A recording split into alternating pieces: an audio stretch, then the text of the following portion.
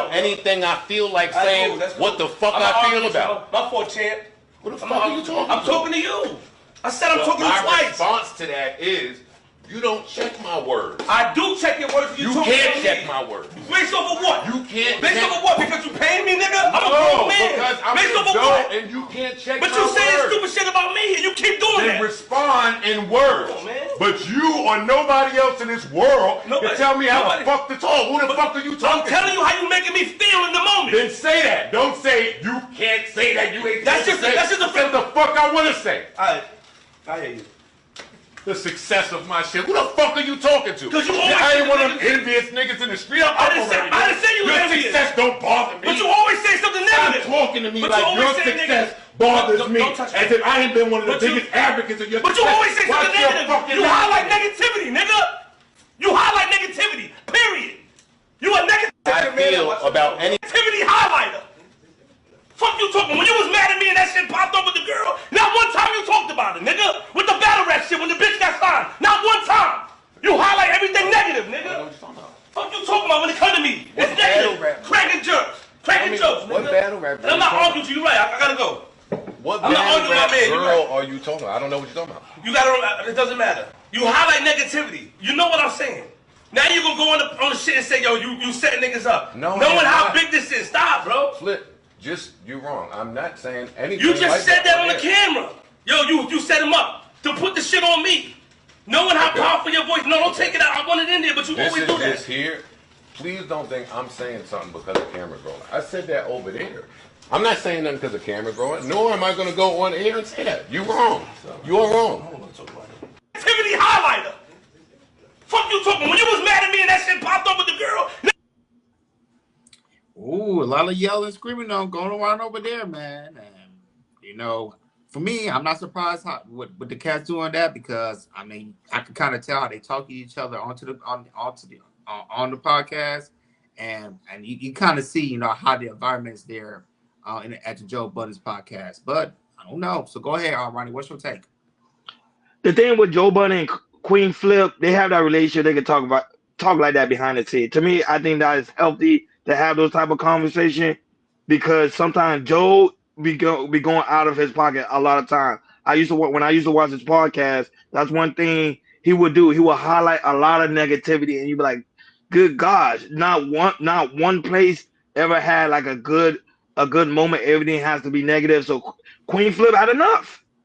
Sometimes you bring people onto that boiling point. So I think Joe sometimes he do stuff for the podcast, for the entertainment aspect of it. But you gotta understand that it affects the whole team, and it makes people not want to work with you. Queenzflip is like the only loyal person he got left. If I'm correct, Hakeem, I could be wrong. I think he's the only one he has. You're correct. He's the only one because he didn't build up with him. They known each other from off the streets.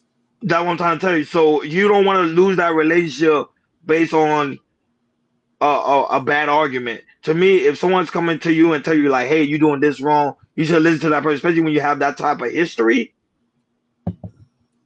But Joe, you know, he being his ego, he like, you can't tell him nothing. And then you see how he's very narcissistic. You be like, "Hey, I didn't do it. What are you talking about?" That's a narcissistic person that won't take no form of accountability. Go ahead, King. So when you have two people who have both egos, because Flip have an ego, he do. Joe Budden got to they both own their own platform. So at the time, you know what I mean? Like he said, he still is a grown man, and Budden can be very opinionative at the wrong times. And sometimes his commentary don't always make sense. It does highlight a lot of negativity. He gets to say things based on how he feels, but not on actual facts of the situations. You know what I mean? And Flip is right. Budden voice is very powerful, and him just referencing something can have blowback. And see what's going on with him and 50 Cent. Yep. He mentioned 50. Now him and 50 are on board in an online beef. So Joe just got to be careful on how he gives his opinion. No, but Joe do it for the show. Mm-hmm. Okay, when people look at his show, he does it for the show. He does it for the entertainment aspect of it. Because nobody want to watch a show that just dry out boring. But that's why he does it. Go ahead, Joe. Yeah, Ronnie, I was about to say the same thing. That's what we know Joe for doing. Great controversy, especially with your co-host and everything. And he was doing that for a long time, which a lot of people like.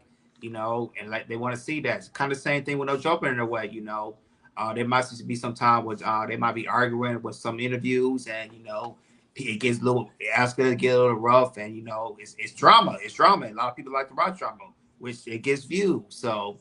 Joe Budden knows exactly what he's doing. I mean, and this was like not off the doing the podcast. So if they can monetize that, which they are right now, it's making the money because we're talking about it and everything. So when it comes to we do like hard arguments, like yelling and screaming and talking tough and everything. It makes money. It definitely makes money because people want to see. They'll send super chats out of this world.